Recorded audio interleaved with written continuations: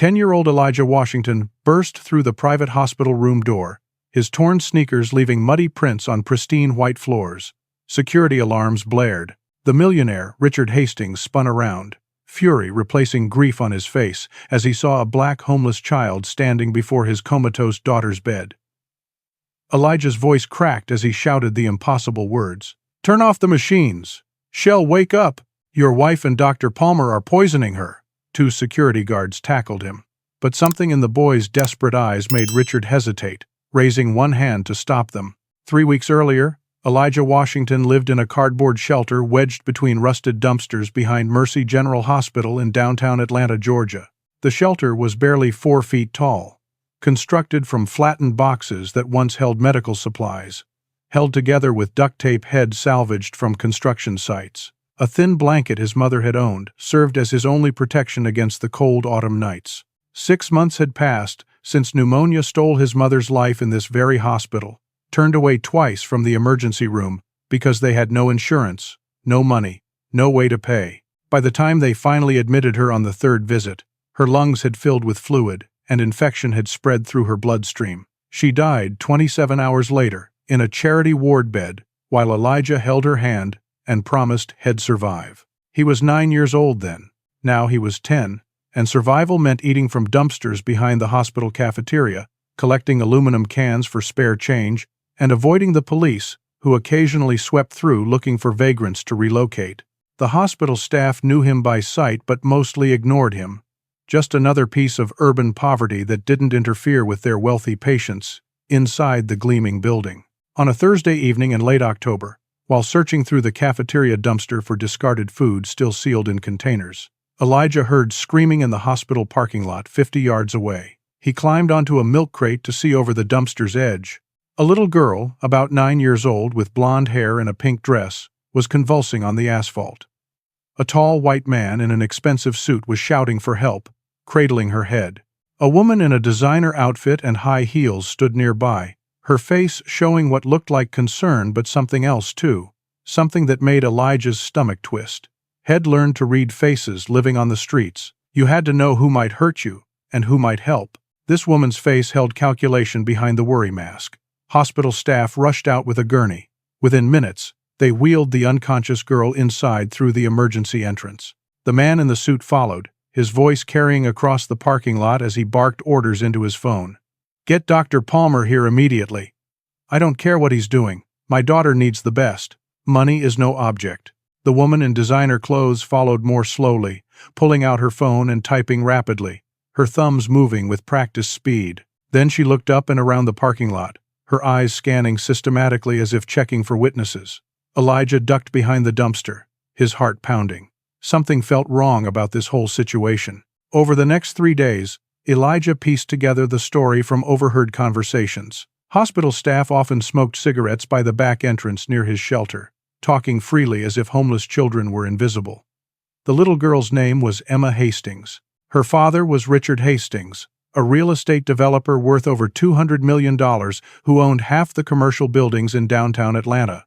The woman was Victoria Hastings, his new wife of only 8 months, a former beauty pageant winner 30 years younger than Richard. Emma had fallen into a mysterious coma. The doctors couldn't explain it. Her blood work showed some abnormalities, but nothing definitive. Her brain scans were normal. She just wouldn't wake up. Richard had offered a $50,000 reward to any doctor who could diagnose and cure his daughter's condition. Elijah watched the hospital's rhythms carefully, learning schedules and patterns the way street kids learn to survive. He noticed something strange about Victoria's visits. Richard came every day, spending hours at Emma's bedside in the private wing on the 4th floor. He arrived at 2 o'clock in the afternoon and stayed until 4, then returned at 8 in the evening and left at 10.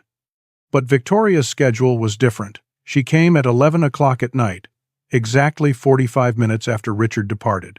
She always carried a large leather designer handbag, the kind that cost more than most people earned in a month. She stayed for only 15 minutes, then left through the side entrance that led to the parking garage.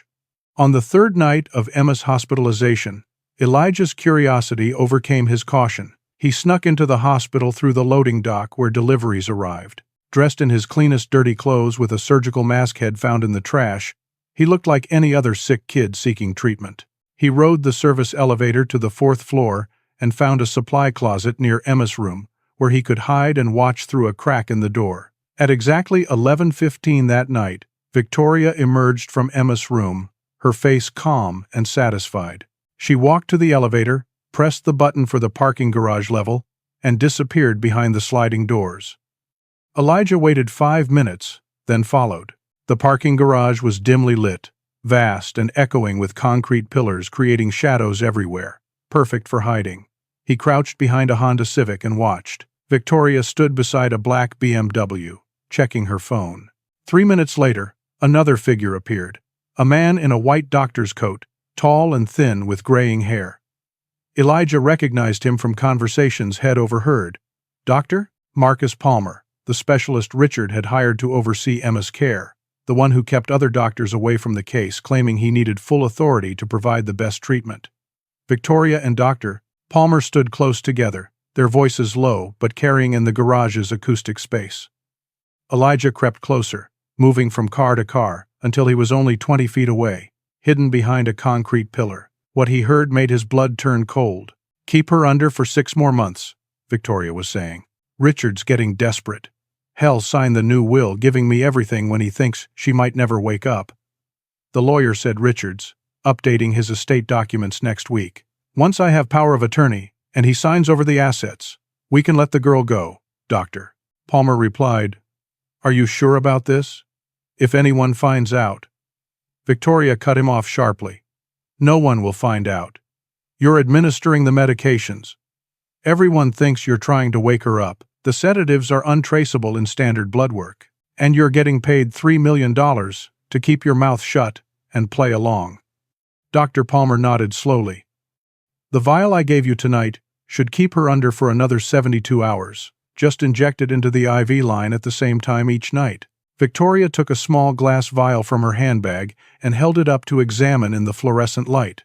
"Perfect," she said. "In 6 months, we'll be rich beyond imagination." Elijah pressed himself against the pillar, his mind racing. They were deliberately keeping Emma in a coma. They were poisoning her slowly, keeping her unconscious so Victoria could steal Richard's fortune. And Elijah, a 10-year-old homeless black child, was the only witness. His hands trembled as he realized the magnitude of what Head discovered. Who would believe him? He was nobody, less than nobody. He was the kind of kid people crossed the street to avoid. But that little girl upstairs was dying by degrees, trapped in artificial sleep, while her stepmother plotted to murder her eventually. Elijah knew about death. Head watched his mother die because people with money decided her life wasn't worth saving. He couldn't let the same thing happen to Emma. The next morning, Elijah tried to do the right thing. He approached the nurse's station on the 4th floor during the day shift, his heart hammering against his ribs. A middle-aged white nurse with tired eyes looked up from her computer screen. "Can I help you?" she asked, her tone already dismissive as she took in his shabby appearance. Elijah swallowed hard and forced the words out. "I need to tell someone something important about Emma Hastings. The girl in room 412. I heard something last night. Her stepmother and Dr. Palmer, they're poisoning her. They're keeping her in the coma on purpose." The nurse's expression changed instantly from dismissive to alarmed, but not the kind of alarm Elijah hoped for. She stood up quickly and pressed a button under her desk. Within 30 seconds, 2 security guards appeared. Officers Ryan Brennan and Marcus Cole, both white men in their 30s with gym-built physiques and expressions that had seen too many problems. Officer Brennan grabbed Elijah's upper arm roughly. "What are you doing up here, kid? This is a restricted floor." Elijah tried to explain again, words tumbling out desperately. "Please listen. Emma Hastings is being poisoned by her stepmother Victoria and Dr. Palmer. I heard them talking in the parking garage last night. They're using medication to keep her unconscious. You have to check the IV bags. You have to tell Mr. Hastings." Officer Cole laughed, a harsh sound without humor. "Sure, kid. And I suppose you just happened to overhear this top-secret conversation?" Officer Brennan's grip tightened painfully. "You people always have some excuse for trespassing. Probably high on something your dealer gave you. Trying to cause trouble for a respectable family." The nurse chimed in. "This boy has been seen around the hospital before. I think he's one of the homeless kids from behind the building." We've had problems with theft from patient rooms. Officer Brennan nodded grimly. Well, problem solved. He and Cole dragged Elijah toward the stairs, ignoring his protests and pleas. They hauled him down 4 flights and out the back entrance near the dumpsters, throwing him roughly onto the concrete. Elijah's hands scraped against the ground, drawing blood. If we see you inside this hospital again, Officer Cole said, we're calling the police. Real police, not just security. You'll go to juvenile detention. Now get lost. Elijah sat there for a long moment after they left, tears of frustration and anger burning his eyes. He wiped them away angrily. Crying solved nothing. His mother had taught him that. He needed a different approach. If the hospital staff wouldn't listen, maybe Richard Hastings would. Rich people had power. If Richard knew what his wife was doing, he could stop it. The next morning, Friday, Elijah positioned himself near the hospital's main entrance. Head washed his face in a gas station bathroom and tried to make himself look as presentable as possible. But there was only so much he could do with no clean clothes and nowhere to shower. At exactly 1:50 in the afternoon, a black Mercedes pulled into the circular driveway. Richard Hastings emerged from the back seat, his suit probably costing more than most people's monthly rent. A large black man in a dark suit followed him, clearly a bodyguard. Elijah took a deep breath and ran forward. Mr. Hastings. Mr. Hastings, please, I need to talk to you about Emma. It's urgent. The bodyguard, whose name tag read Derek, immediately stepped between Elijah and Richard. Back off, kid. Richard glanced at Elijah with an expression mixing pity and disgust. Sir, please, Elijah gasped out. Your wife Victoria and Dr. Palmer are poisoning Emma. They're keeping her in the coma with medications. I heard them talking. They want your money. You have to listen. Richard's face hardened. Derek, get this kid away from me. I don't know what kind of scam this is, but I don't have time for it. Derek shoved Elijah hard in the chest. Elijah stumbled backward and fell, his tailbone hitting the concrete driveway painfully. Stay away from Mr. Hastings, Derek growled. You come near him again, there'll be consequences. Elijah watched helplessly as Richard walked into the hospital without looking back. The rejection stung worse than the physical pain. Head tried to tell the truth, and no one would listen.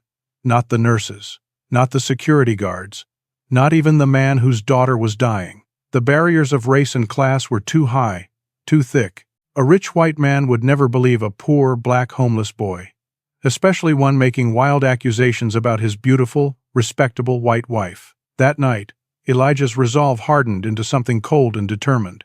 If adults wouldn't listen, he'd have to prove what was happening. He'd gather evidence. He'd document everything.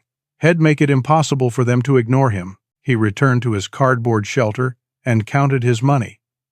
$13.67 collected from recycling over the past week. He used $8 to buy a disposable camera from a convenience store 3 blocks away, hating himself for stealing from his food budget but knowing it was necessary. With the remaining $5.67, he bought a notebook and 2 pens from a dollar store. The following night, Saturday, Elijah positioned himself in the parking garage at 10:30, camera ready.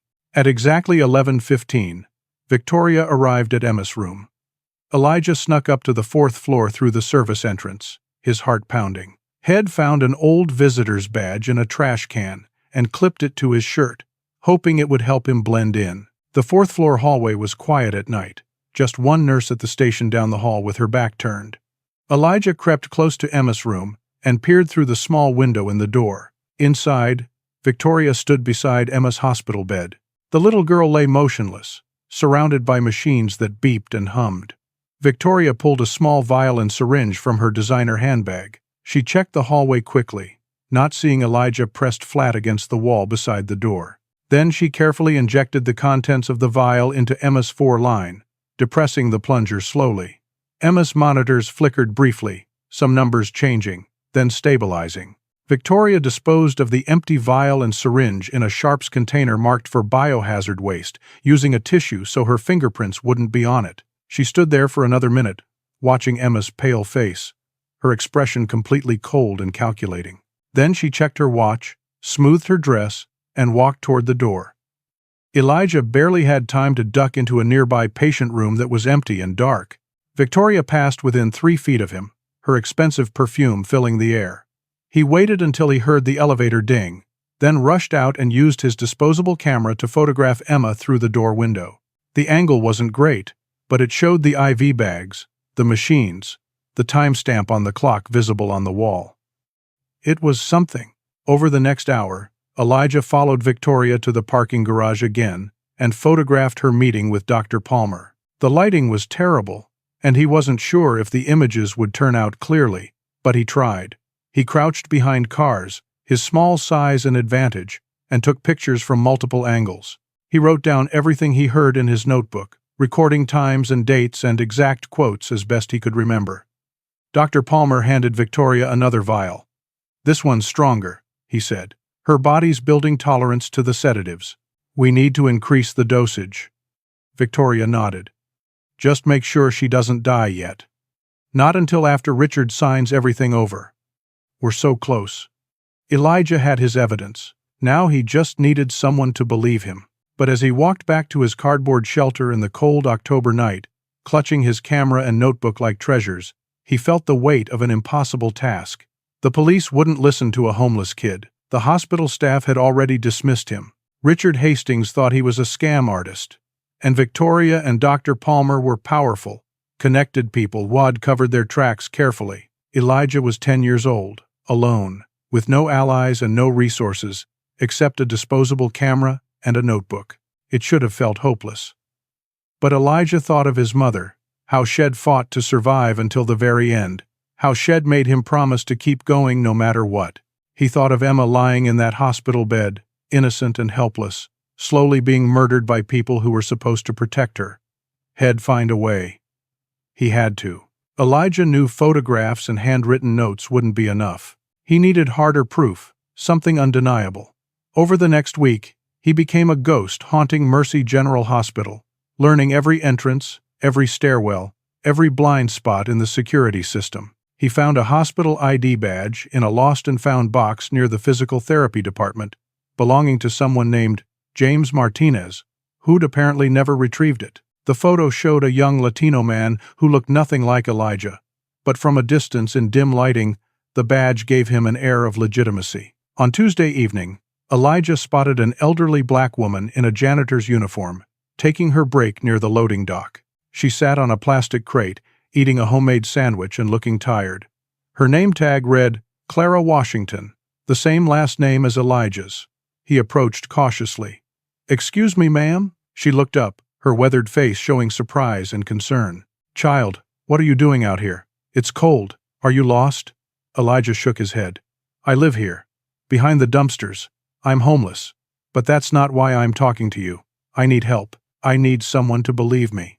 Something in his voice, the desperate sincerity, made Clara set down her sandwich and give him her full attention. "What's wrong, baby?" Elijah told her everything. About Emma, about Victoria and Dr. Palmer, about the late-night injections and the overheard conversations, about trying to tell nurses and security and Richard himself, and being thrown out every time. Clara listened without interrupting, her eyes growing wider and sadder with each revelation. When Elijah finished, she was quiet for a long moment. Then she said, "Child, I believe you. I've been working at this hospital for 32 years. I've cleaned every floor, seen every kind of person. That Mrs. Hastings, I've noticed her. Something's not right about that woman. Cold eyes. I've seen her type before. And Dr. Palmer, he's been acting strange too. Keeping people away from that little girl's room, insisting he manage everything himself. That's not normal." Hope surged in Elijah's chest. "You believe me? Really?" Clara nodded. "I believe you. But baby, I need you to understand something. They won't believe you. They won't even believe me. I'm just a janitor, a black woman who cleans toilets and mops floors. And you're a homeless child. We're invisible to people like the Hastings family and Dr. Palmer. They look right through us like we don't exist. Even if we told the police, they'd take Victoria's word over ours every single time. That's how this world works. I've lived in it long enough to know." The hope in Elijah's chest turned to lead. "Then what do I do? How do I save her?" Clara thought for a moment, then said, "You need proof they can't ignore. Real evidence. This hospital has security cameras everywhere. If you could get footage of Victoria injecting something into that girl's IV, that would be undeniable. She pulled out her own keycard from her uniform pocket. I have access to most areas for cleaning. That includes the security office. It's in the basement, staffed by one guard who takes his dinner break at midnight every night for exactly 30 minutes. That's when you'd have to go. The cameras record everything on a digital system. If you can figure out how to access the archived footage and copy it, that would be your proof. Elijah felt a mix of fear and determination. Could you help me? Could you show me where the security office is? Clara hesitated, clearly torn between wanting to help and fear of losing her job or worse. After a long pause, she nodded slowly. I'll help you get in, but you'll have to work fast. And if you get caught, you can't tell them I helped. I've got grandchildren depending on my income. I can't lose this job, Elijah promised solemnly. Thank you, Miss Clara. Thank you for believing me. Clara reached into her lunch bag and pulled out half her sandwich, handing it to Elijah. Here, baby. You look half-starved. Eat this. You'll need your strength for what you're about to do. Over the next 2 days, Clara and Elijah planned carefully. Clara sketched out the hospital's basement layout on the back of a paper towel, showing him where the security office was located and the fastest route to get there from the loading dock entrance. She gave him a spare janitor's shirt from the laundry that was too small for most adults but fit Elijah if he rolled up the sleeves. It would help him blend in. She explained how the security system worked, based on what she'd seen when cleaning the office. The guard on duty usually watched live feeds from 12 monitors, while the system automatically archived everything to a computer server. There was a USB port on the main computer where Elijah could plug in a drive to copy files. Clara bought a USB drive with her own money, 8 gigabytes of storage, enough to hold hours of video footage. On Thursday night at 11:45, she gave Elijah the drive and her keycard. You've got from midnight to 12:30, she said quietly. That's your window. Get the footage from 3 weeks ago, when that little girl collapsed in the parking lot, and any footage from the 4th floor showing Victoria going into Emma's room at night. That should be enough. Elijah nodded, his mouth dry with fear. What if I get caught? Clara's expression was grim.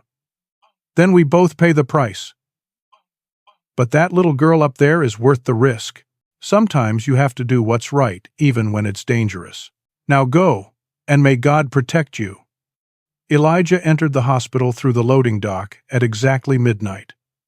The janitor's shirt and the borrowed keycard got him past the first checkpoint. The basement hallway was long and dimly lit, pipes running along the ceiling, the smell of industrial cleaner sharp in the air. His footsteps echoed too loudly on the linoleum floor. His heart hammered so hard he was sure anyone nearby could hear it. The security office was the 3rd door on the left. He used Clara's keycard. The lock clicked open. He slipped inside and eased the door shut behind him.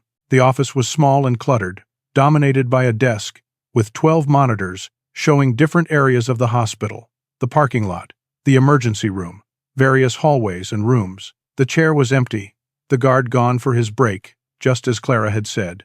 Elijah moved to the main computer, his hands shaking. Head used computers at the public library sometimes, but this system looked complicated with multiple programs running. He clicked on icons, searching for the archive system. There, a program labeled Security Archive, DVR. He opened it and found a calendar interface. He selected the date 3 weeks ago, when Emma had collapsed. The system loaded footage from multiple cameras covering the parking lot. Elijah watched in fast-forward mode. There. At timestamp 17:32, Emma was visible standing next to Victoria's car. Victoria handed Emma a juice box. Emma drank from it. 3 minutes later, Emma stumbled and fell. Victoria stood over her for a long moment before screaming for help. Elijah's stomach turned. Victoria had deliberately poisoned Emma in the parking lot, had watched her stepdaughter collapse, had waited to make sure the poison took effect before calling for help. This was premeditated murder in slow motion. He plugged in the USB drive and started copying the file. The progress bar crawled forward. 10%, 20%, come on, 35%. Then Elijah heard footsteps in the hallway outside. His blood turned to ice. The footsteps stopped right outside the door. The handle turned. Dr. Palmer walked in. He froze when he saw Elijah, shock and fury crossing his face in rapid succession. "You! What the hell are you doing in here?" Elijah looked at the computer screen. 53% copied. Not enough. Not nearly enough. Dr. Palmer lunged toward the desk, reaching for the mouse. Elijah reacted on instinct, grabbing the USB drive and yanking it free. The file transfer stopped. Dr. Palmer's hand closed on empty air as he slammed into the desk, knocking over a coffee mug that shattered on the floor. "You little rat!" Dr. Palmer snarled. He grabbed for Elijah, but Elijah was smaller and faster. He ducked under the desk and scrambled toward the door. Dr. Palmer caught his shirt, fabric tearing as Elijah twisted free. He burst into the hallway, the USB drive clutched in his fist, and ran.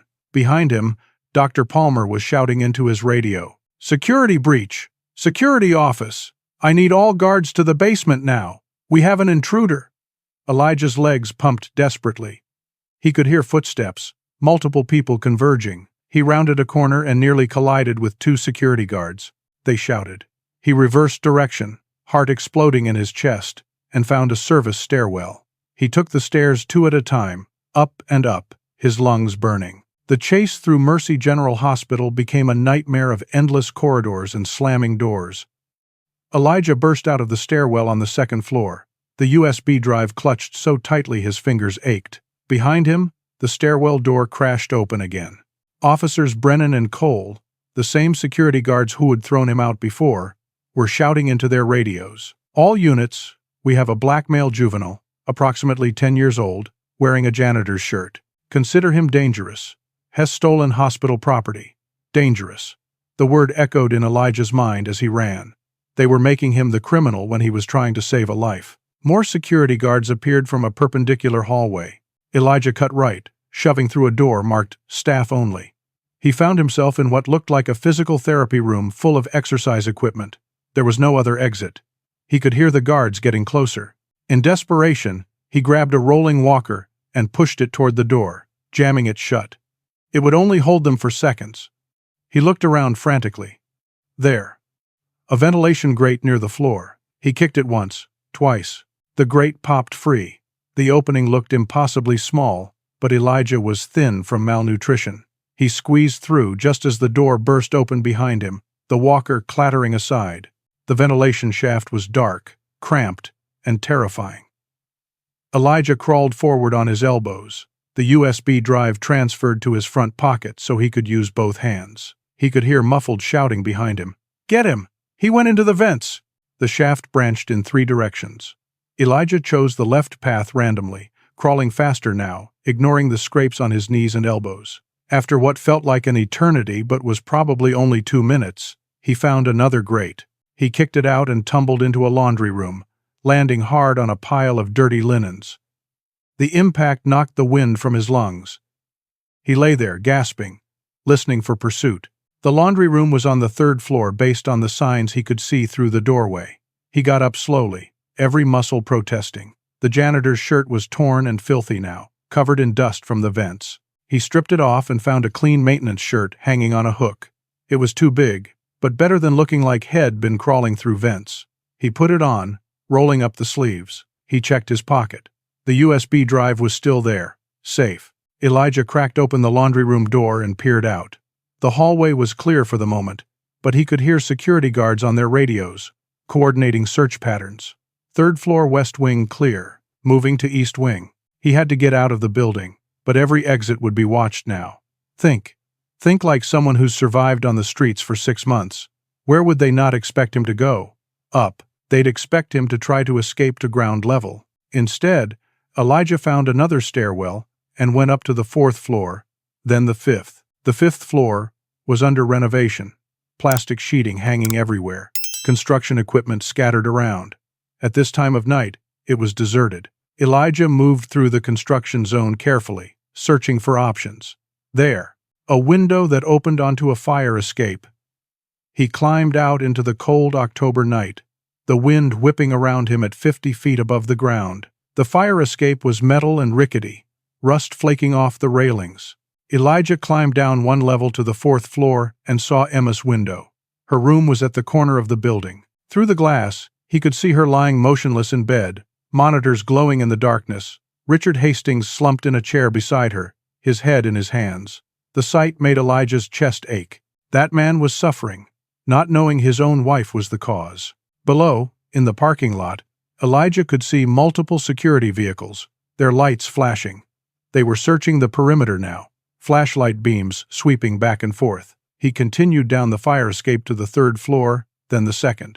At the 1st floor level, he waited for the searchlights to sweep past, then dropped the final 8 feet to the ground, landing in a crouch behind a dumpster. Pain shot through his ankles, but nothing felt broken. He stayed low and moved through shadows, working his way toward the back of the hospital, where his cardboard shelter was hidden. Head almost made it when a flashlight beam caught him. There, by the dumpsters. Elijah ran again, exhaustion making his legs feel like lead. He cut between buildings, through an alley, across a side street. The pursuit was relentless. His lungs burned, his vision blurred. But finally, after 10 more minutes of desperate flight, he lost them in a maze of industrial buildings 3 blocks from the hospital. He collapsed behind a construction dumpster, gasping for air, his whole body shaking. When he could breathe again, Elijah checked the USB drive. It was intact. But would the footage be usable? Had enough of the file transferred before Dr. Palmer interrupted? There was only one way to find out. The next morning, exhausted and sore, Elijah made his way to the public library. He had to wait until it opened at 9 o'clock, hiding in a coffee shop doorway and trying not to fall asleep. At 9:03, he was at a computer terminal, plugging in the USB drive with trembling fingers. The file opened. Parking lot footage from 3 weeks ago. But it was corrupted. The video playing for 20 seconds, then freezing and becoming a mess of digital artifacts. He tried to open it with different programs, tried to salvage it, but the file was ruined. The transfer had been interrupted too early. All that risk, all that running, and he had nothing. Elijah put his head down on the library desk and wanted to cry. But crying solved nothing. He forced himself to think. The footage was gone from the hospital system too. He was sure of it. Dr. Palmer would have deleted everything by now, covering their tracks. What did he have left? His notebook with written observations, his disposable camera with photographs that might or might not have turned out clearly, and his own testimony, which nobody believed. That evening, defeated and desperate, Elijah returned to the hospital perimeter despite the danger. He had to know if Clara was okay, if she'd been implicated in helping him. He watched the employee entrance from across the street as the evening shift arrived. He didn't see Clara. That wasn't unusual. She worked the night shift. But at 7:30, he saw something that turned his blood to ice. An ambulance pulled up to the emergency entrance, lights flashing but no siren. Paramedics rushed in with a gurney, then emerged 5 minutes later with someone on it. Elijah's stomach lurched. Even from a distance, he recognized the figure on the gurney. Clara. Her face was covered with an oxygen mask, her body convulsing. Elijah crept closer, staying in shadows, listening to conversations. Sudden cardiac arrest, one paramedic was saying to a nurse. Found collapsed in a storage room on the 3rd floor. She was cleaning and just went down. The nurse looked concerned. Clara Washington? She's worked here forever. Never had heart problems before. The paramedic shook his head. Sometimes these things happen without warning. They loaded Clara into the ambulance and drove away. Sirens wailing now. Elijah stood frozen on the sidewalk, horror washing over him. This was no heart attack. Victoria and Dr. Palmer had done this. Clara had helped him, and now they'd tried to kill her to eliminate a witness. These people were more dangerous than Head imagined. They weren't just willing to keep Emma unconscious. They were actively murdering anyone who got in their way. And the police would never suspect foul play because who would believe that a respectable doctor and a wealthy society wife were killers? Elijah thought about Emma, alone in that hospital room with her would-be murderers visiting her every night, injecting poisons into her veins. He thought about Richard, deceived and manipulated, about to sign away everything to the woman killing his daughter. According to what Elijah had overheard, Richard was going to sign the power of attorney papers tomorrow, Friday. Once Victoria had legal control of his assets, Emma's life wouldn't be worth anything anymore. They'd increase the dosage, let her die, blame it on complications from the coma. Richard would never know his wife had killed his daughter. Victoria would walk away with $200 million, and probably eventually kill Richard too, making it look like grief and suicide. Elijah had no proof, no allies, no resources. Clara was fighting for her life in intensive care. His evidence was destroyed. Security was looking for him, but he couldn't give up. Emma's time was running out. Tomorrow Richard would sign those papers. Tomorrow night, or the night after, Victoria and Dr. Palmer would kill Emma and make it look natural. Elijah was a 10-year-old homeless black boy with nothing but determination and the truth. It should have been impossible. But his mother had always told him that sometimes impossible things happen when you refuse to accept defeat. He would get to Richard Hastings somehow. He would make that man listen if it was the last thing he did. Emma's life depended on it. Elijah spent a sleepless night in his cardboard shelter, his mind racing through possibilities and discarding them one by one. He couldn't approach Richard directly again, not with the bodyguard Derek watching. He couldn't get help from hospital staff after the security chase. The police wouldn't listen to him. Every door seemed closed. But there had to be a way. There was always a way if you were desperate enough and smart enough. At dawn on Friday morning, Elijah walked 6 blocks to Mercy General's intensive care unit entrance. He needed to know if Clara had survived the night. The ICU was on the 2nd floor with its own elevator and waiting room. Elijah stayed outside, watching through windows as family members came and went. At 8:30, he saw Clara's daughter arrive, a woman in her 40s with Clara's same kind eyes. She was crying as she talked to a doctor in the hallway. Elijah pressed close to the glass, straining to hear. "Your mother is stable," the doctor was saying, "but she's unconscious. The preliminary tests show severe poisoning, not cardiac arrest as initially thought. We're running toxicology screens to determine what substance was involved. This wasn't a natural health event, Miss Reynolds. We've contacted the police for investigation." Clara's daughter looked shocked. "Poisoned? Who would poison my mother? She's a janitor, she doesn't have enemies." The doctor shook his head gravely. "We don't know yet. But someone did this deliberately." "I'm sorry." Elijah felt a mix of relief that Clara was alive and fury that his suspicions were confirmed. Victoria and Dr. Palmer had poisoned Clara just like they were poisoning Emma, but at least the doctors had figured it out this time. Maybe the police would actually investigate. Then again, how would they ever trace it back to Victoria and Dr. Palmer? Those two were careful. They'd make sure there was no evidence connecting them to Clara's poisoning. Elijah pulled back from the window as a nurse passed by, giving him a suspicious look. He couldn't afford to be spotted here. He walked back toward the main hospital building, his mind working furiously. He thought about Richard's schedule. The man was predictable in his grief and dedication. 2 o'clock to 4 o'clock in the afternoon at Emma's bedside.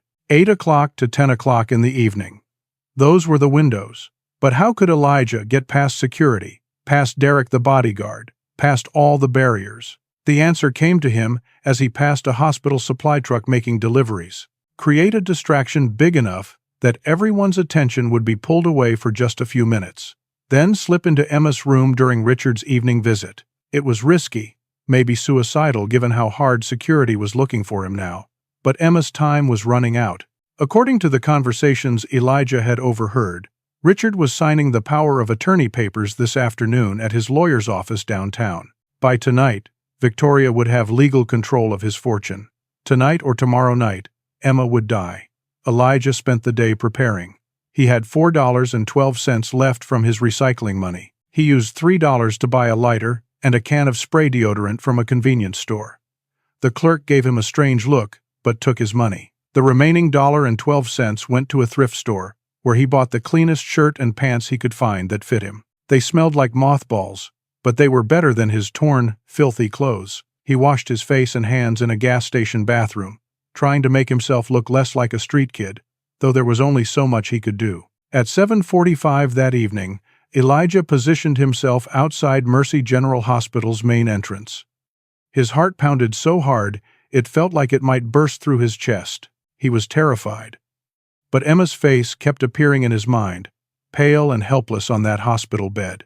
He thought of his mother, how the hospital had turned them away, how people with money got to live, while people without money got to die. He thought of Clara, lying poisoned in the ICU because Shed tried to help him. This had to end. Tonight. At exactly 8 o'clock, Richard's black Mercedes pulled into the circular driveway. Richard emerged, looking haggard, and 10 years older than he had 3 weeks ago. Derek, the bodyguard, followed. They walked into the hospital together. Elijah waited 5 minutes, letting them get settled in Emma's fourth-floor room. Then he moved to the east wing of the building, where Head noticed a fire alarm pull station near a staff entrance. He looked around. No one was watching. He pulled the alarm. Sirens erupted throughout the hospital, deafening and immediate. Lights began flashing. Staff poured into hallways, following evacuation protocols. Patients in wheelchairs were being moved toward stairwells. Security guards rushed to coordinate the evacuation. Perfect chaos. Elijah slipped through a side door that someone had propped open during the confusion. He moved against the flow of people evacuating, heading up a stairwell, while everyone else went down. His shirt and pants from the thrift store, combined with the general chaos, made him invisible in the crowd. He reached the 4th floor. Emma's private wing was mostly empty now, the nurses having evacuated their patients. But Emma couldn't be moved easily because of all her equipment, and Elijah knew Richard would never leave his daughter's side during an emergency. Sure enough, when Elijah reached room 412, he could see through the window that Richard was still there, standing protectively beside Emma's bed, one hand holding hers.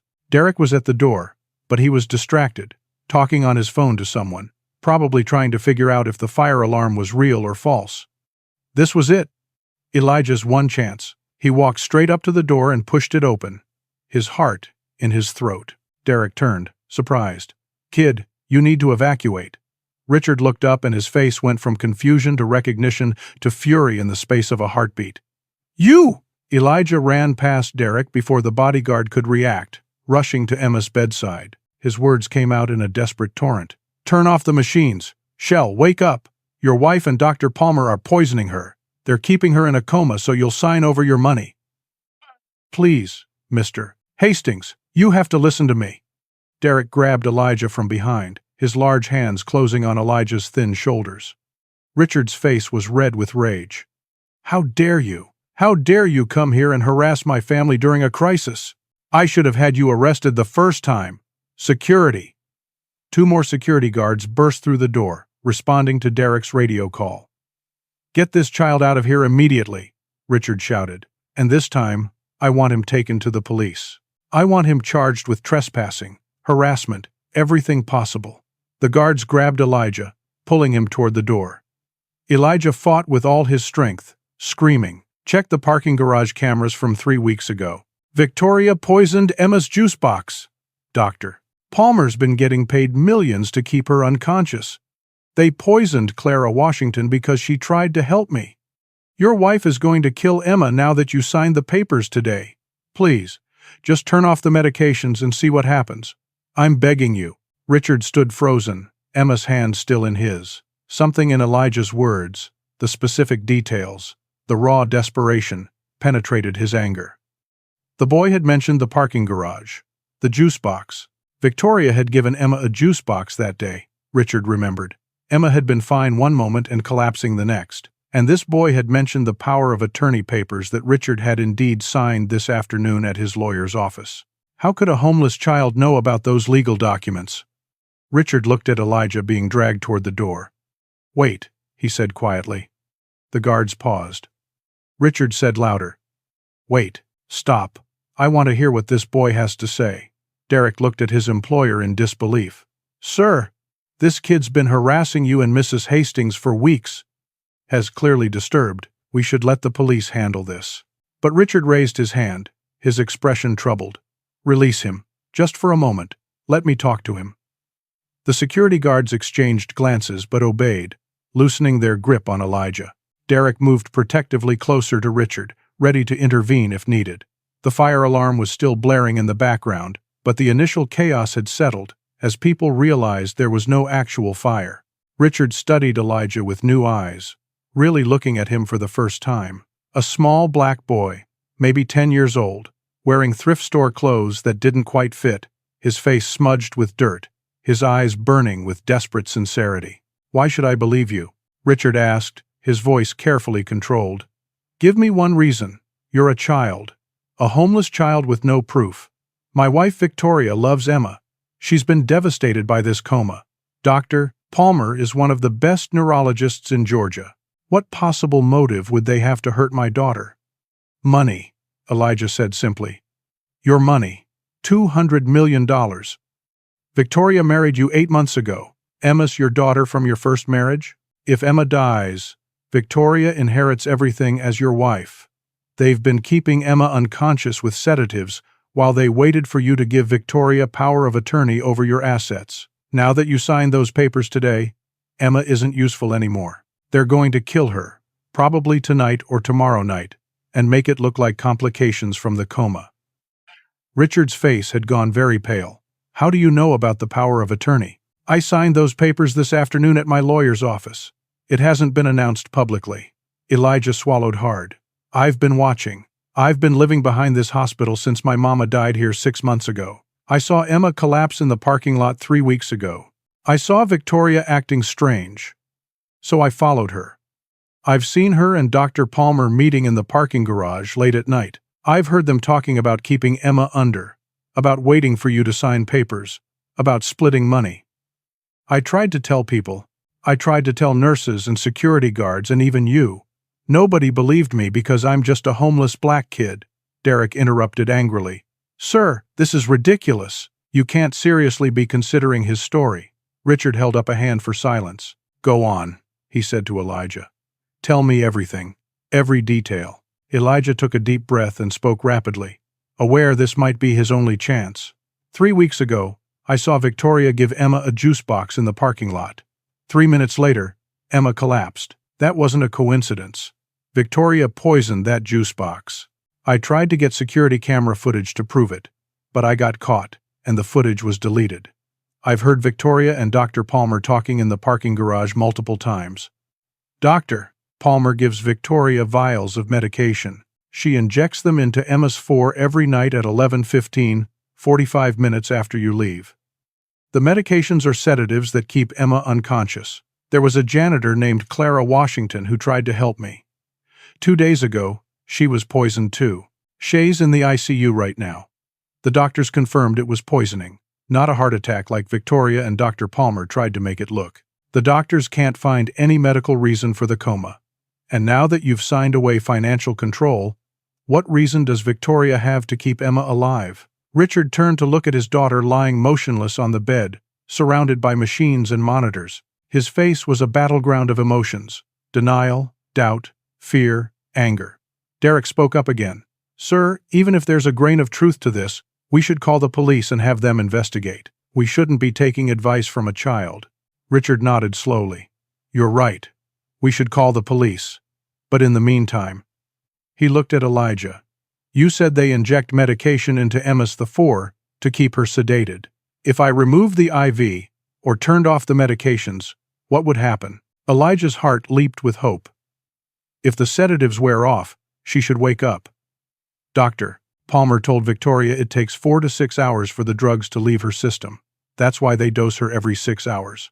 Richard made a decision. He walked to Emma's 4 stand and examined the bags hanging there. There were 3 different drips connected to her line. He didn't know which one contained the sedatives. He looked at the security guards. I want you to find Dr. Palmer and Mrs. Hastings and bring them here immediately. Tell them I need to speak with them urgently about Emma's condition. But don't mention the boy. The guards nodded and left. Derek remained, his expression deeply skeptical but loyal. Sir, what are you doing? Richard disconnected all 3 IV lines, except for the basic saline drip, leaving only hydration running into Emma's veins. I'm testing a theory. If this boy is right, Emma should start waking up in the next few hours. If he's wrong, no harm done, and we'll have him arrested for harassment and false accusations. Elijah felt a wave of relief so powerful his knees went weak. You're actually listening to me. Richard looked at him with a complex expression. My daughter is dying, and every doctor I've consulted has no answers.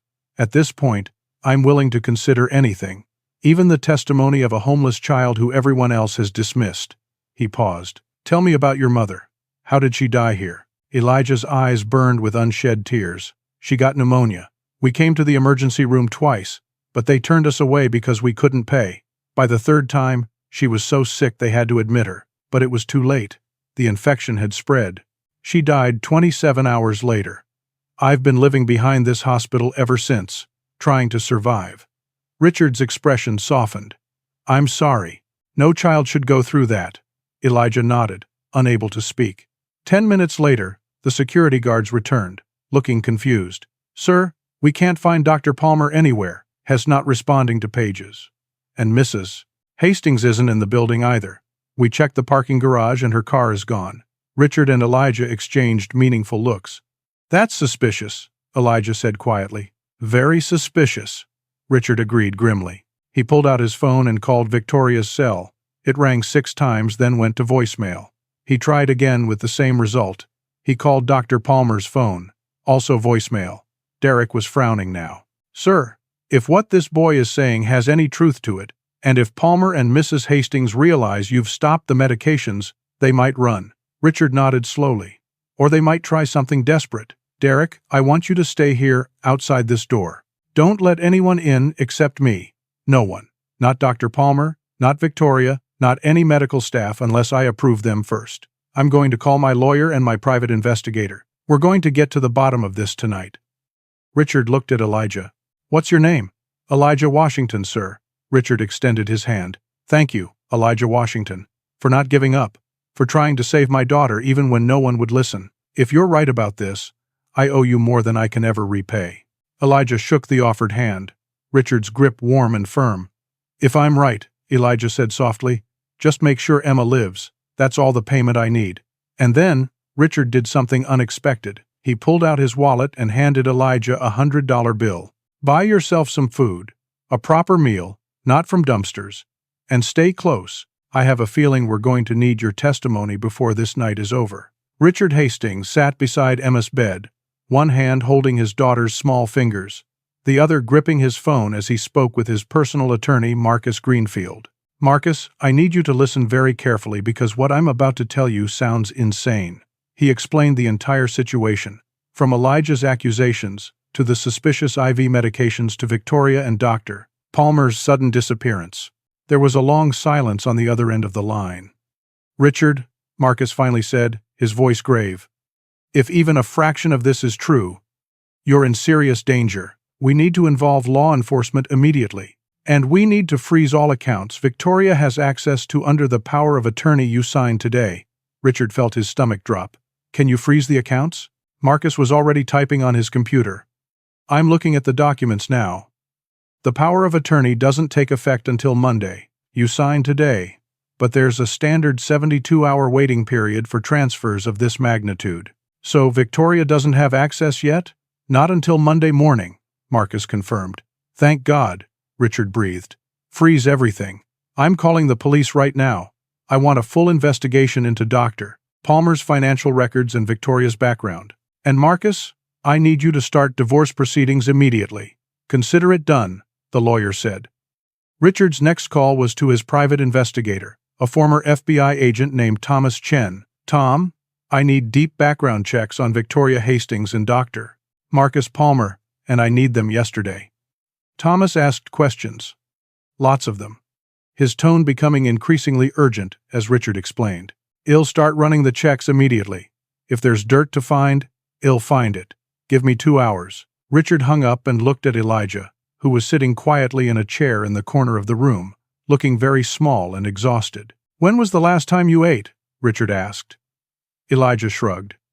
This morning. Found some bread in the cafeteria dumpster. Richard winced. He called Derek. Derek, go down to the cafeteria and buy food. Real food. Sandwiches, fruit, milk, whatever looks good. Bring enough for our young friend here. Derek nodded and left, though his expression suggested he still wasn't entirely convinced by Elijah's story. Alone with Emma and Elijah, Richard felt the weight of the situation pressing down on him. If Elijah was right, Richard had been living with a woman who was actively trying to murder his daughter for money. If Elijah was wrong, Richard had just essentially accused his wife of murder based on the testimony of a homeless child. But the more Richard thought about it, the more pieces clicked into place. Victoria's urgency about the power of attorney, claiming it was for estate planning purposes. Her insistence that Dr. Palmer handle Emma's care exclusively, saying he was the best, and that too many doctors would complicate things. Her strange late-night hospital visits that Shed explained away as not wanting to interfere with Richard's time with Emma during the day. The expensive handbag she always carried. The fact that Emma had been perfectly healthy and had collapsed minutes after Victoria gave her that juice box. "Tell me about these meetings you witnessed," Richard said to Elijah. "In the parking garage, what exactly did they say?"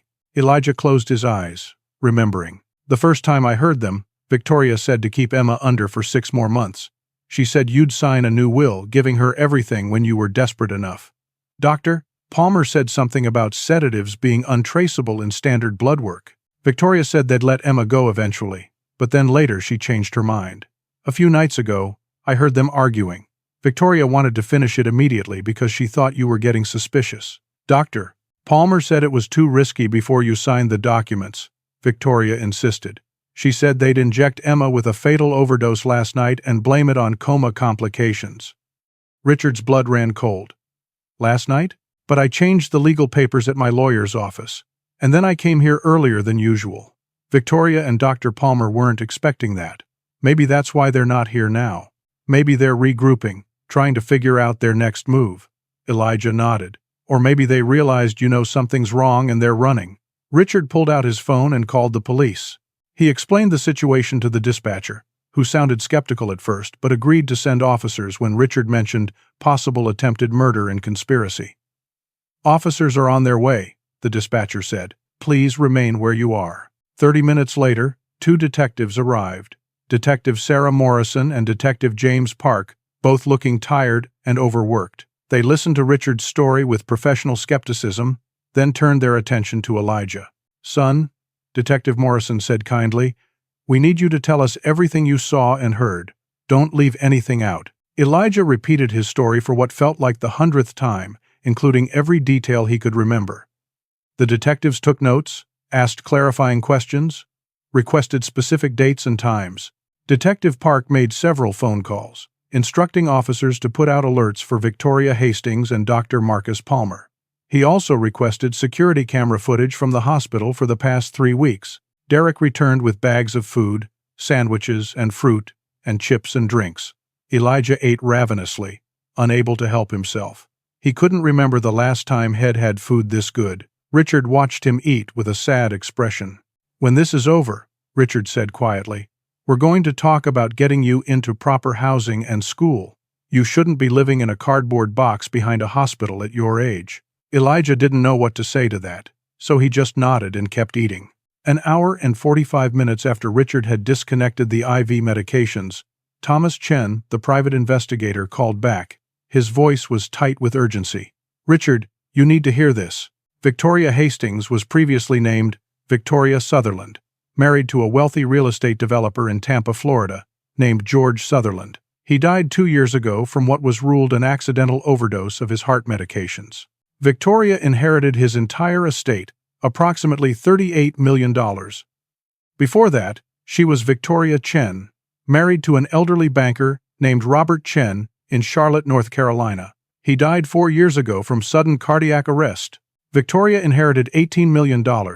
Both deaths were investigated, but no charges were filed due to lack of evidence." Richard felt like he'd been punched in the stomach. "She's done this before." "Twice before," Thomas confirmed. "And it gets worse. Dr. Marcus Palmer received a wire transfer of $500,000 2 weeks ago from an offshore account registered to Victoria's maiden name, Victoria Rourke. There are also communications I was able to access through some contacts. Email exchanges between Palmer and Victoria, discussing medical protocols for induced coma and sedative dosages. It's all documented. Richard, you have proof." Detective Morrison had been listening on speakerphone. "We need copies of everything," she said crisply. "Email them to me immediately. And we need to find Victoria Hastings and Dr. Palmer now. This is now a criminal investigation for attempted murder and conspiracy to commit murder." She turned to her partner. "James, get uniformed officers to Victoria's last known addresses. Check her credit cards, her passport status, everything. I want an APB out statewide." 2 hours and 37 minutes after the IV medications had been stopped, Emma's fingers twitched. Richard had been watching her face constantly, hoping desperately for any sign of consciousness. "There," he gasped. Her hand moved. Everyone in the room focused on Emma.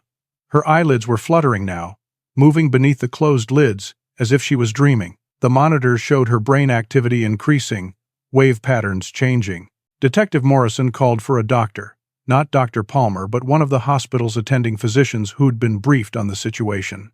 Dr. Sarah Kim entered and examined Emma quickly, checking her pupils with a penlight, monitoring her vitals.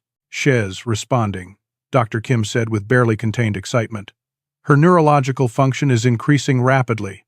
Whatever medications were keeping her sedated are wearing off. This is extraordinary." Richard was crying now, tears streaming down his face. "Emma," he whispered. "Baby, can you hear me? Come back to me, sweetheart." 3 hours and 12 minutes after the medications were stopped, Emma took a sudden deep breath, different from her previous shallow breathing. Her eyes opened, unfocused and confused, blinking against the light. The room erupted in controlled chaos. Dr. Kim was giving orders to nurses, checking Emma's responses, documenting everything. Richard was holding Emma's hand tightly, saying her name over and over. "Daddy?" Emma's voice was barely audible, hoarse from disuse. "I'm here, baby," Richard sobbed. "I'm right here. Where am I? What happened?"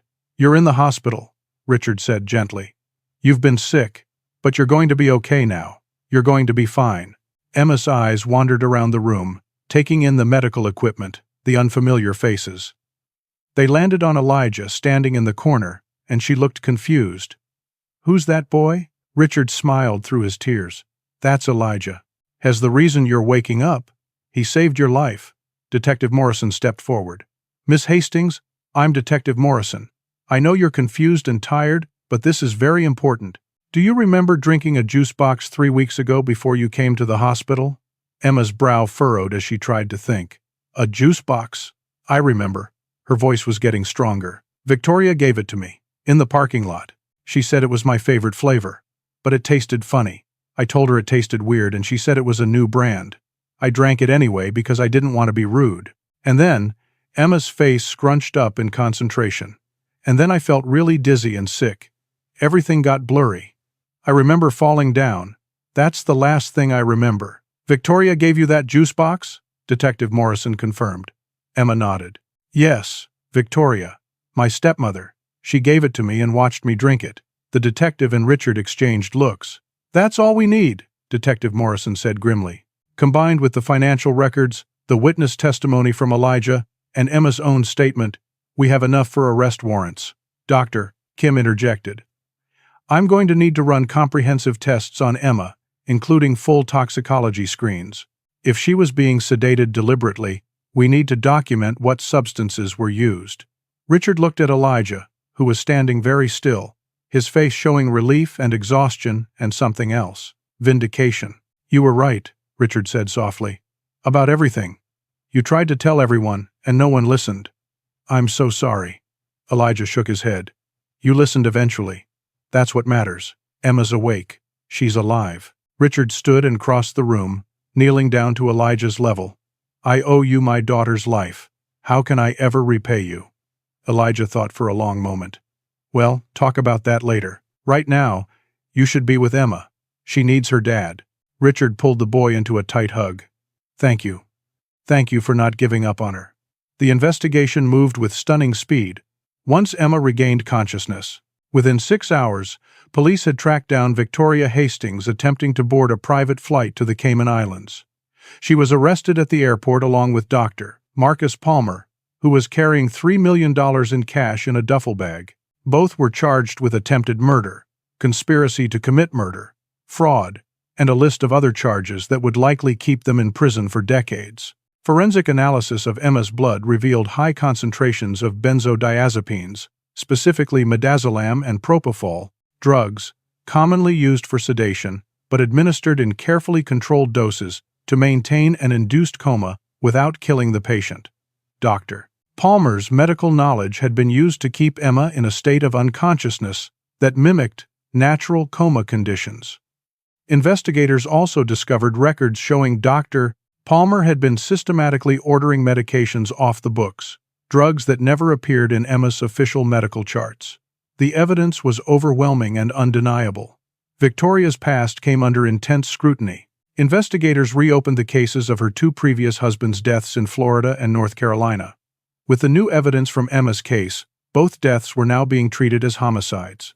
Victoria had been systematically marrying wealthy older men or men with young children from previous marriages, slowly poisoning them and inheriting their fortunes.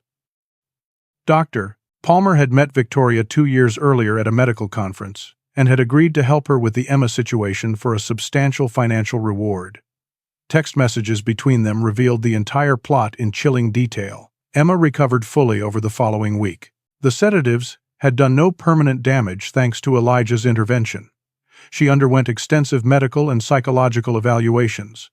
Physically, she was healthy. Emotionally, she struggled with the knowledge that her stepmother had tried to kill her, but Richard arranged for the best therapists to help her process the trauma. Emma asked to meet with Elijah again, wanting to thank him properly. Richard arranged a visit when Emma was strong enough to leave the hospital.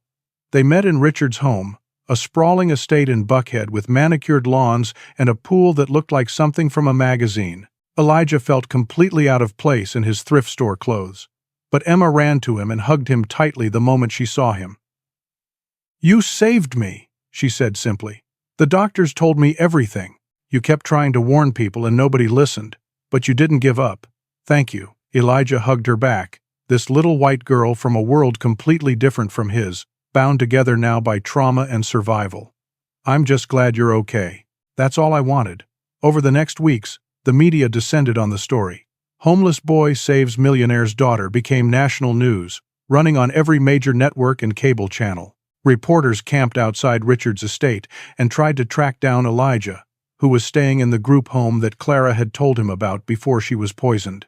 Clara herself had recovered from the poisoning attempt, though Shed decided to retire from the hospital rather than continue working there. The experience had shaken her deeply, but she was alive and grateful for Elijah's determination that had ultimately saved both her and Emma. Richard gave numerous interviews, using his platform to speak about the failures of the medical system that had turned away Elijah's mother, about the racial and class prejudices that had nearly prevented Emma's rescue, about how society's most vulnerable people are often the most invisible. "Nobody listened to Elijah because he was poor and black and homeless," Richard said on national television, his voice passionate and angry. "We almost lost Emma because of our own prejudices and assumptions. How many other people are suffering or dying because we don't see them, don't hear them, don't believe them? This has to change." Donations poured in from across the country. People sent money for Elijah, wanting to help the boy who'd become a symbol of perseverance against impossible odds. A GoFundMe campaign raised over $2 million. Universities offered full-ride scholarships for when Elijah reached college age. Companies offered sponsorships and endorsements. Elijah was overwhelmed by the sudden attention and generosity, unable to process the magnitude of how his life had changed. Richard offered to formally adopt Elijah, to give him a permanent home in the Buckhead estate, to provide everything Elijah had never had: private schools, tutors, clothes, his own room with a real bed, 3 meals a day, a future of privilege and opportunity. The paperwork was drawn up. The media waited for the heartwarming conclusion of the story, the fairy tale ending where the poor boy gets rescued by the grateful millionaire. But 3 days before the adoption was scheduled to be finalized, Elijah asked Richard for a private meeting. They sat in Richard's study, a room lined with leather-bound books and expensive art. "Richard," Elijah began, his voice quiet but steady, "I need to tell you something. I've been thinking a lot about everything that's happened. About my mama. About Emma. About all the attention and money. I'm really grateful for everything you want to do for me, but I can't accept the adoption." Richard looked stunned. "What? Why not?" Elijah took a deep breath, gathering his thoughts. He'd rehearsed this conversation in his head many times, but it was still hard to say the words out loud. There are 500 kids living on the streets of Atlanta right now, just like I was. There are thousands more across Georgia, and millions across the country. There are families who can't afford medical care, who get turned away from hospitals, whose parents die from treatable conditions because they're poor. Your offer to adopt me, it saves one person, just me. But what about all those other people? Don't they deserve to be saved too? Richard leaned back in his chair, his expression complex. "What are you saying, Elijah?" Him saying, use your money to fix the system that killed my mama and almost killed Emma. Build free medical clinics in poor neighborhoods. Create programs for homeless youth that actually work, not just warehouses where kids disappear. Change hospital policies so nobody gets turned away because they can't pay. Make it so other kids don't have to watch their parents die or live in cardboard boxes behind dumpsters. That's worth more than one rich adopted son. Richard stared at him. You're 10 years old. Do you understand what you're turning down? A life of comfort and security, education at the best schools, every advantage money can buy. Elijah nodded solemnly. I understand. But I've been poor my whole life. I know how to survive being poor. What I don't know how to survive is knowing I took an easy way out while everyone else I left behind keeps suffering. If you adopt me, I get saved and everyone else stays forgotten. That's not justice. That's just replacing one lucky person with another lucky person while the system stays broken. But where will you live? Richard asked, concern evident in his voice. What about your education, your future? Elijah had thought about this carefully. The group home Clara told me about. It's not fancy, but it's safe, and they actually care about the kids there. I can live there. Use some of the donation money people sent to make that place better, to hire good counselors and teachers. Use your money and influence to create more places like it. As for education, I can go to public school like other kids from the group home. I don't need private schools. I need to understand the world most people live in, not hide from it in some rich person's bubble. Richard was quiet for a long time, studying this remarkable child, who was refusing everything most people dreamed of. You're sure about this? Completely sure? Elijah met his eyes steadily. I'm sure. My mama taught me that the measure of a person isn't how much they have. It's what they do for others. If I let you adopt me, I become just another rich kid who got lucky. But if I stay where I am and we work together to change things, maybe we can help hundreds or thousands of kids like me. That's worth more than any mansion. Richard's eyes were wet with tears. Your mother raised an extraordinary son. He paused, then continued. All right. Well, do it your way. I'll establish a foundation. The Emma and Elijah Foundation. Well, start with $50 million. Well, build free medical clinics in underserved neighborhoods across Atlanta and eventually across Georgia. Well, fund youth programs and housing initiatives. Well, change the policies at Mercy General Hospital and push for statewide reforms. Well, make sure what happened to your mother never happens again to anyone else. Elijah smiled, a real smile that lit up his whole face. That's what I'm talking about. That's real change. Richard extended his hand. Partners? Partners, Elijah agreed, shaking firmly. But Richard continued. I still want to stay involved in your life, Elijah. Not as an adoptive father if you don't want that, but as a mentor and friend. You'll always have a place in this family. You saved Emma's life. That makes you family whether there are legal papers or not. Elijah felt warmth spread through his chest. I'd like that, Mr. Hastings. I'd like that a lot. Please, Richard said. Call me Richard. Over the next year, Richard kept his promise. The Emma and Elijah Foundation was established with an initial endowment of $50 million, growing to $75 million as Richard continued to donate. 3 free healthcare clinics were built in Atlanta's poorest neighborhoods, staffed with doctors and nurses who provided quality care regardless of ability to pay. The group home where Elijah lived received major renovations and increased funding, transforming it from a barely functional shelter into a place where kids could actually thrive. Richard worked with state legislators to pass new laws requiring hospitals to provide emergency care regardless of insurance status. With government subsidies covering the costs, Emma and Elijah became genuine friends despite their vastly different backgrounds. Emma visited the group home regularly, bringing books and games, organizing activities for the other kids. She never forgot that Elijah had saved her life, and she used her privilege to help him advocate for change. Together, the 2 kids became symbols of hope and possibility, showing that connection and compassion could bridge even the widest social divides. Victoria Hastings and Dr. Marcus Palmer were both convicted on multiple counts of attempted murder, conspiracy, fraud, and other charges. Victoria received 45 years in prison without possibility of parole. Dr. Palmer received 32 years. The cases of Victoria's 2 previous husbands were reopened and additional charges filed. Justice, long delayed, was finally served. 1 year after Emma woke from her coma, Elijah stood at the opening ceremony of the first Emma and Elijah Free Medical Clinic in the West End neighborhood of Atlanta. He was 11 years old now, wearing clothes that actually fit, his hair neatly cut, his face healthy and well-fed.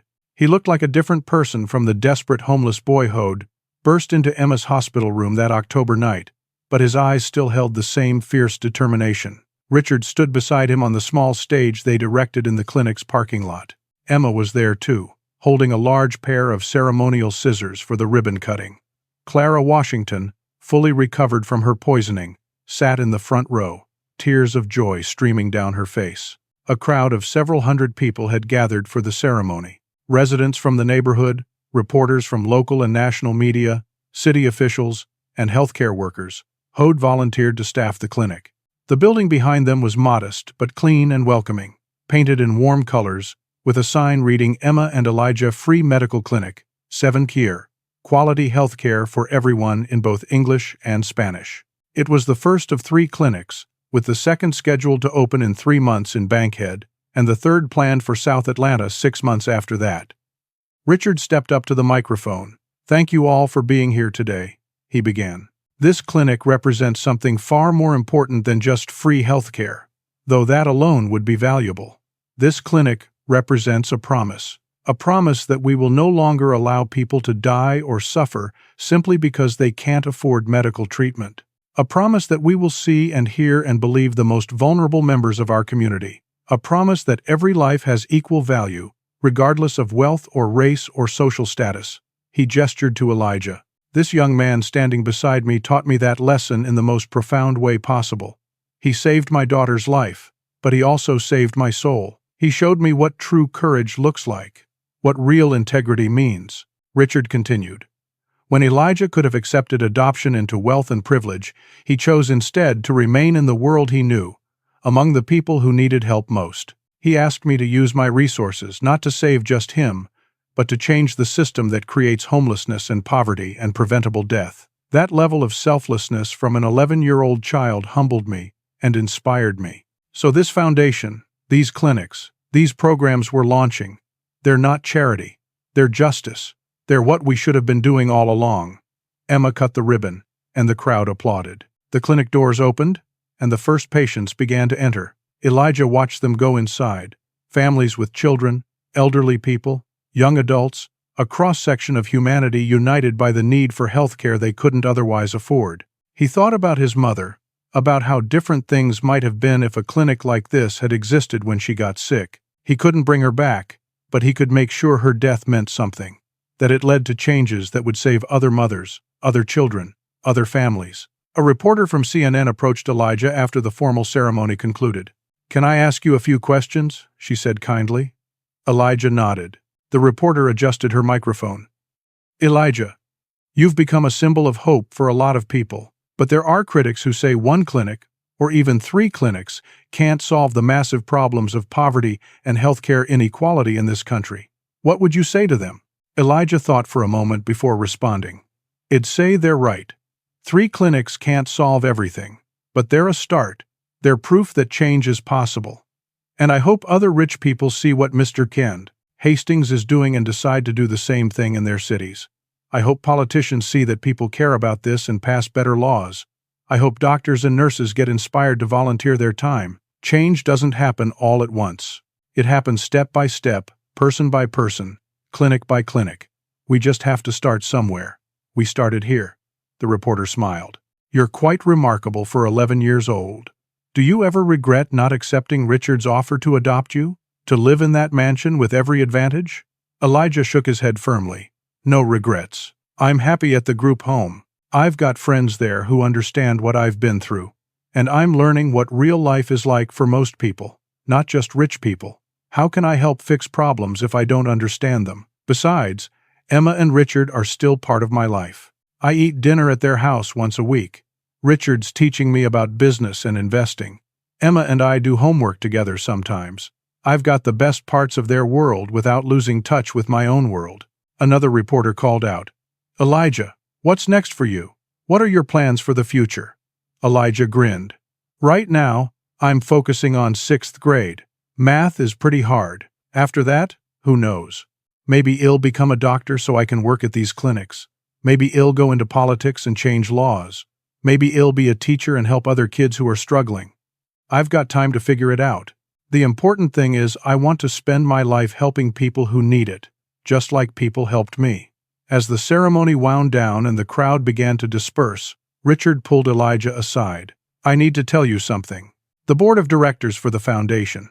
We had a meeting yesterday. We want you to be on the board.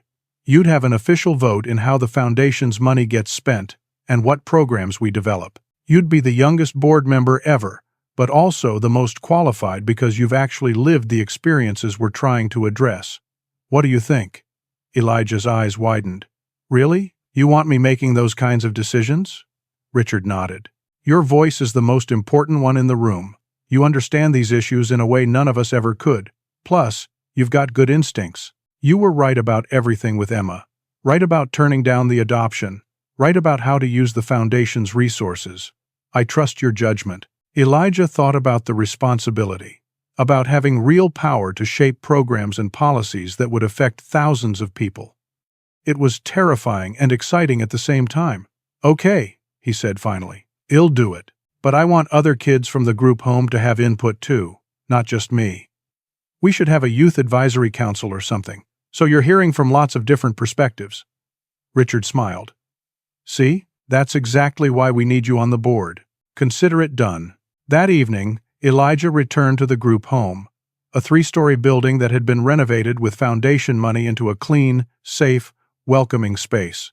His room was on the 2nd floor, small but comfortable, with a real bed and a desk for homework and posters on the walls. He shared the room with another boy named Marcus, who was 12, a kid who'd been in foster care his whole life. They got along well, both understanding what it meant to survive difficult circumstances.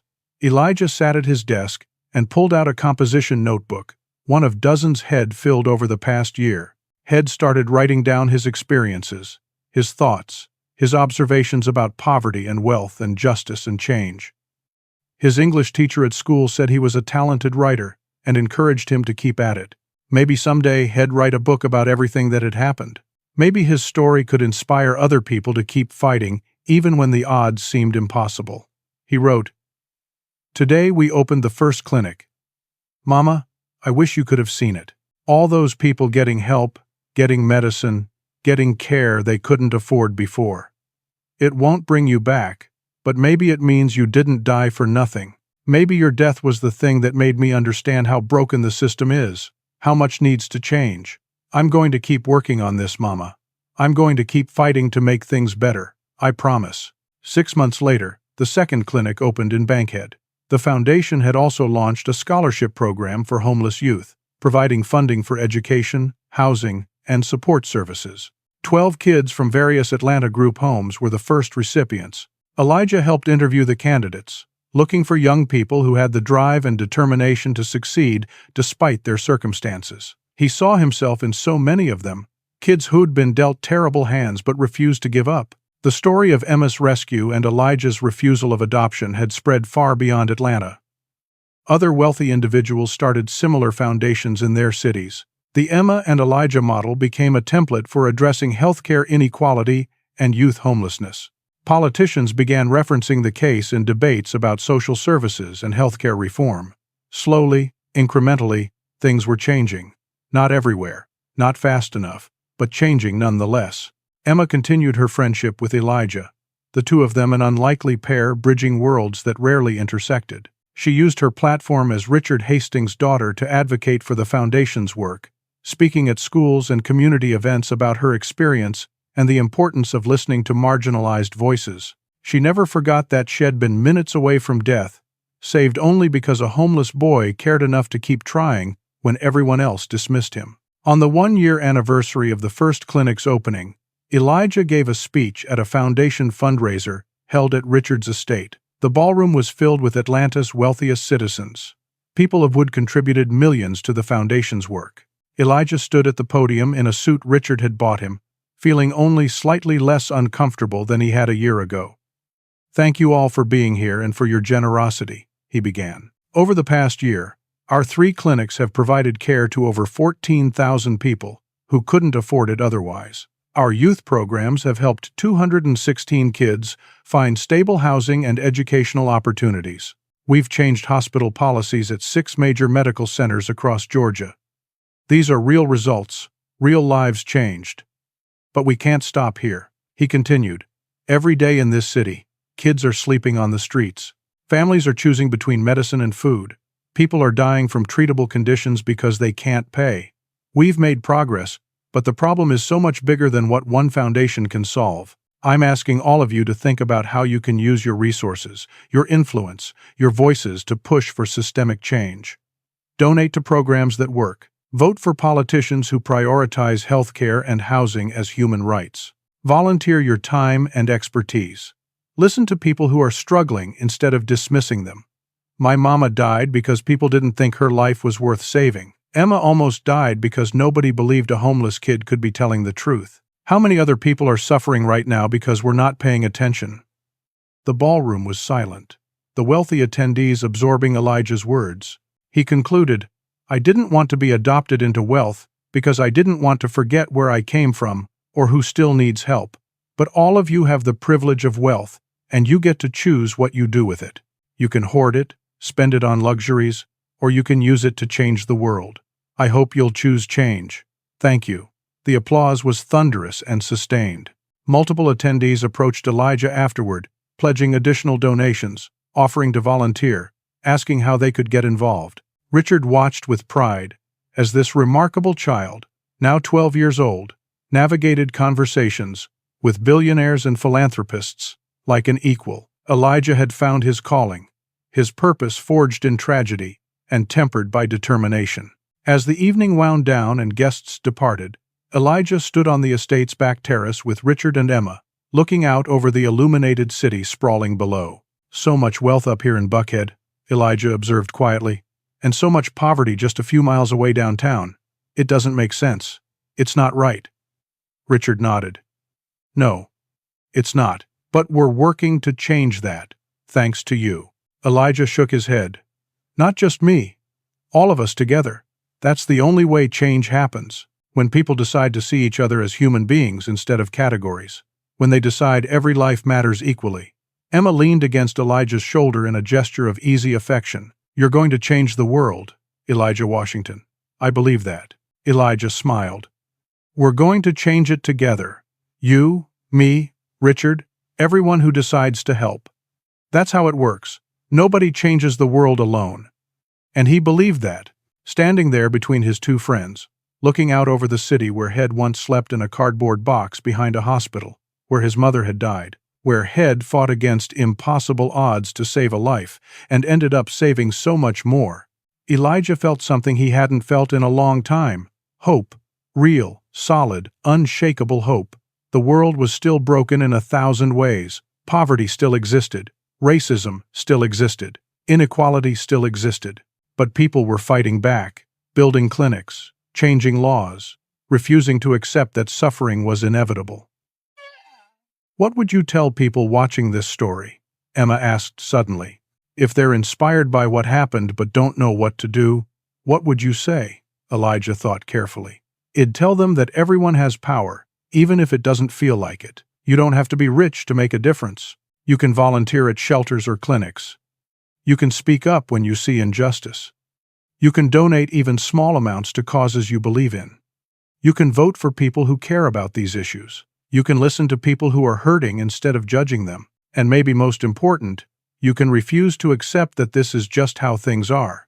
When everyone says something's impossible, sometimes you have to be the person who tries anyway. And this past year has taught me that change is possible when people work together with compassion and determination. May you find the courage to stand up for what's right in your own life. May you use whatever privileges and resources you have to help others, and may you never forget that every single person you meet has inherent worth and dignity, regardless of their circumstances. Take care of each other out there. The world needs more people who care. Talk about why it matters that we listen to marginalized voices, why healthcare should be a human right, why every child deserves safety and opportunity. Leave a comment about what you think needs to change. Like and subscribe if you want to follow stories about people making a difference. And most importantly, take action in your own community. Find a cause you care about and support it. That's how we build a better world, one person at a time, choosing to care. Thank you for watching Emma's and my story. Thank you for caring enough to listen. I hope it reminds you that impossible things can happen when people refuse to give up, when they fight for what's right, even against overwhelming odds. My mama's death taught me that the system is broken. Emma's near death taught me that speaking truth to power matters, even when no one wants to listen. And this past year has taught me that change is possible when people work together with compassion and determination. May you find the courage to stand up for what's right in your own life.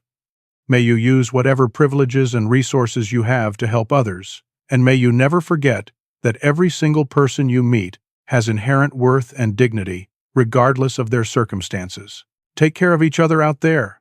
The world needs more people who care.